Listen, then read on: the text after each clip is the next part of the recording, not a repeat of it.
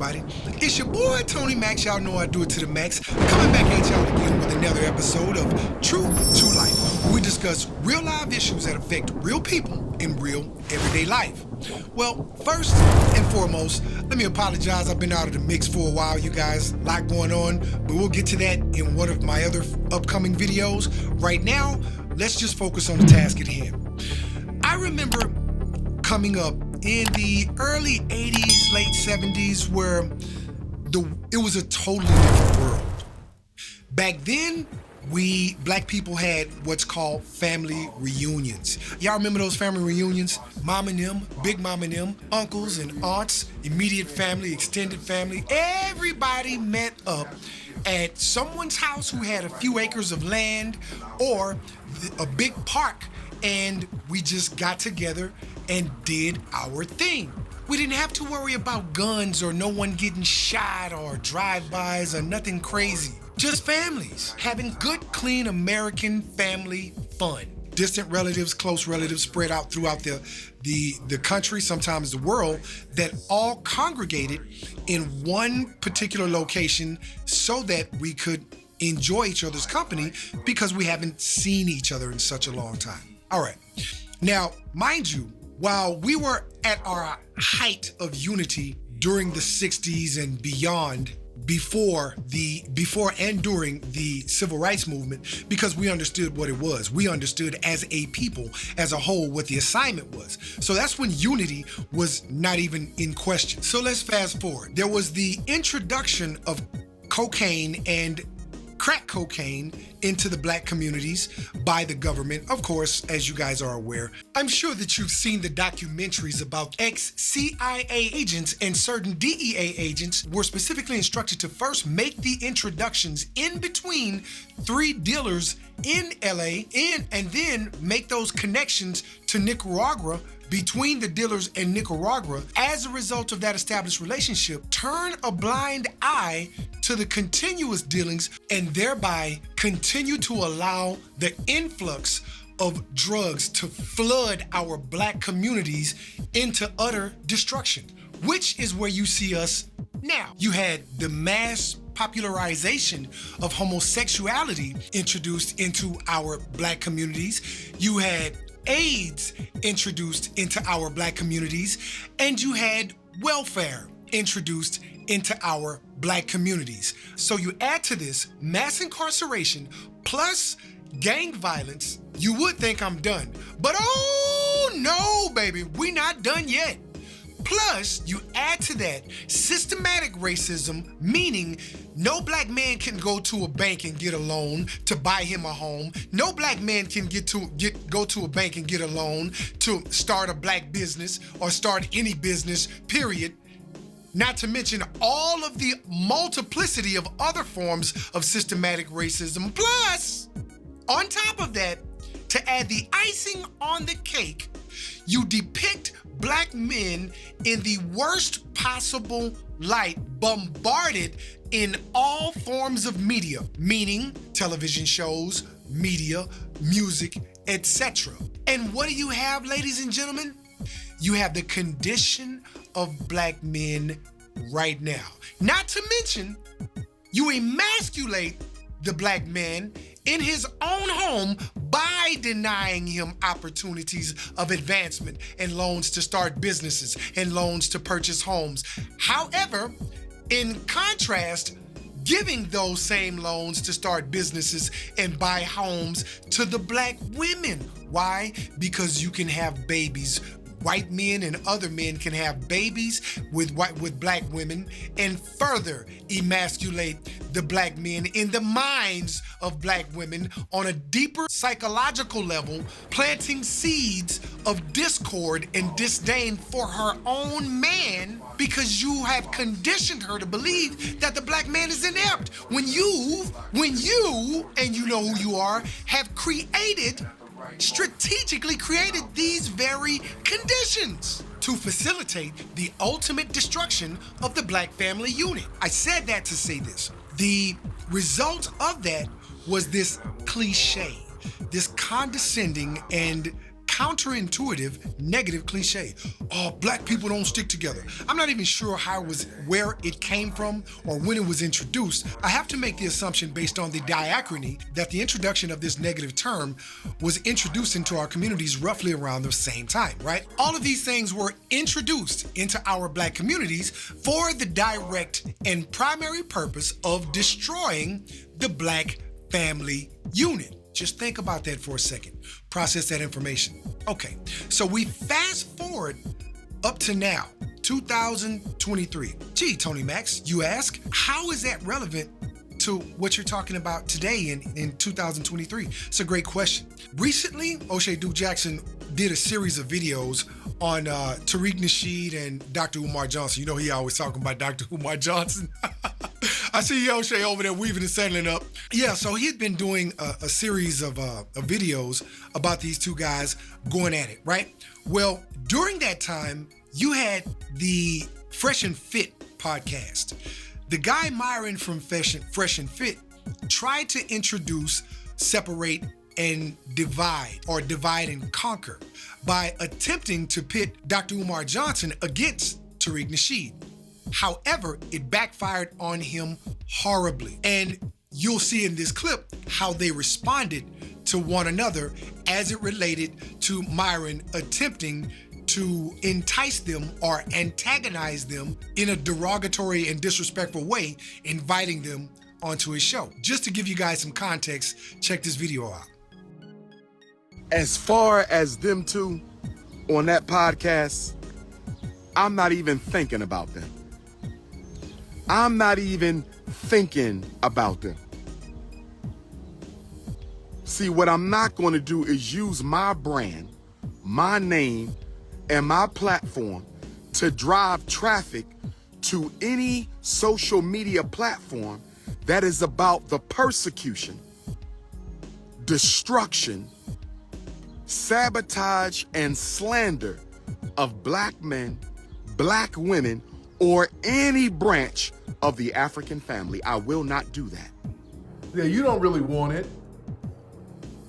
Yeah, you don't really want it at all. And see, here's the thing. That's why he said, we'll rather have Dr. Umar. They know Umar probably ain't gonna go on there. And see, with Umar, the thing is, what they'll do, if Umar went on there, they'll just start trolling. Because see, Umar keeps it straight serious. He's serious. And I'm serious, but the thing is, what makes me different is the minute they start trolling, I can switch the shit into roast mode too and then beat them on that. That's the thing that burns their asses. Now that you see the video, you see that his failed attempt was definitely a failed attempt. Good job, O'Shea. What is my point? My point is both of those brothers stayed on code. They understood the assignment and they stayed on code. Now we're gonna take that and compartmentalize that, set that to the side. All right. Now let's fast forward a little bit. Then we had another issue. The latest issue was Jess Hilarious versus Tasha K. They had been having their back and forth, and as usual, O'Shea Duke Jackson, you know he gonna get it and put it out there.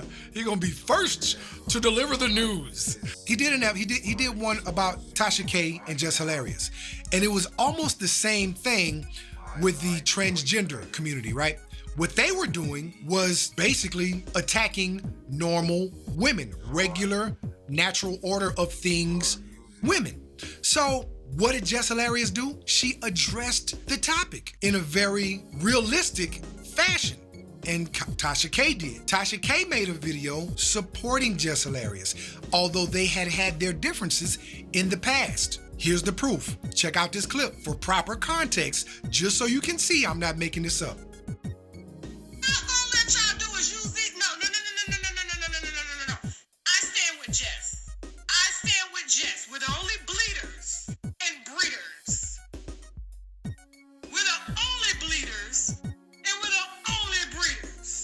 Now you see that? We're gonna take that and we're gonna set that to the side. Now we're gonna fast forward up to the last few days over this debacle that happened in Alabama, which would appear to be a race war. Not explicitly, but right below the surface, right in what we would call the social undertone. It wasn't planned. It was a natural response. Okay, now do you see how this brother, he's an employee of the company, and he's actually going back and forth with this white guy that has a boat that's parked where it's not supposed to be parked. This is how it all started off, right? So he addresses the guy, asks the guy to move the boat. Guy is arguing with him, going back and forth, refuses to move the boat. At some point, it reaches its head. The brother throws up his hat after the white boy steals off on him. And then here we go. Bam. They get into a brawl, as you see. Now, look at these other white guys. Oh, they're coming in. Now, you got one black man and one white man, and they're doing their thing. So now you have all these other white guys. They think they're just finna come in and dog this brother out. But guess what? What they didn't count on is what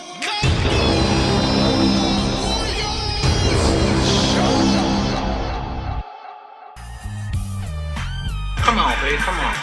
Nah, come on. Come on, P. Come on. Come on, P. Come on, P.